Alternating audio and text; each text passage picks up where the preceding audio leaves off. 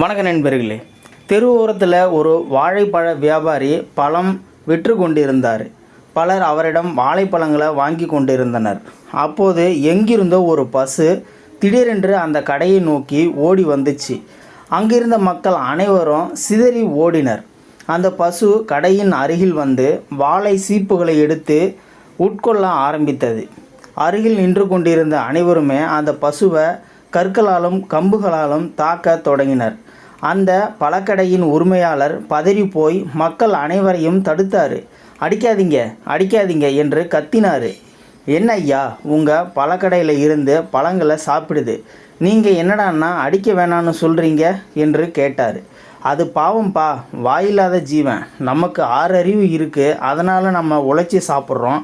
நம்ம அளவுக்கு அதுக்கு அறிவு இல்லாததுனால அது இப்படி பண்ணுது. அந்த பசு என்ன பாவம் பண்ணுச்சு?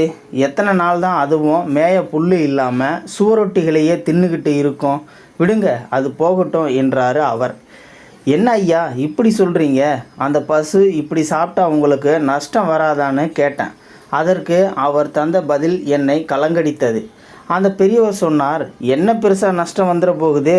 நீங்கள் பேரம் பேசி என்கிட்ட பழம் வாங்கி நஷ்டப்பட வைக்கிறீங்க. அந்த நஷ்டத்தை விடவா இந்த பசு எனக்கு நஷ்டம் ஏற்படுத்திட போகுது? எங்கள் ஆத்தாக்கு ஆக்கி போட எனக்கு கொடுத்து வைக்கலை. எங்கள் ஆத்தாக்கு கொடுக்குறதா நினச்சி இந்த பசுமாட்டுக்கு கொடுக்குறேன் அப்படின்னு சொன்னார். எனக்கு அப்படியே ஒரு மாதிரி ஆகிப்போச்சு. இந்த வீடியோ பார்த்துட்டு இருக்கிற நீங்கள் இந்த வீடியோ பற்றி நீங்கள் என்ன நினைக்கிறீங்க அப்படின்றத கீழே இருக்கிற கமெண்ட் செக்ஷனில் மறக்காமல் சொல்லுங்கள். வீடியோ பிடிச்சிருந்தா ஒரு லைக் பண்ணிக்கோங்க. இந்த வீடியோ முடிஞ்ச அளவுக்கு மற்றவங்களுக்கும் ஷேர் பண்ணுங்கள்.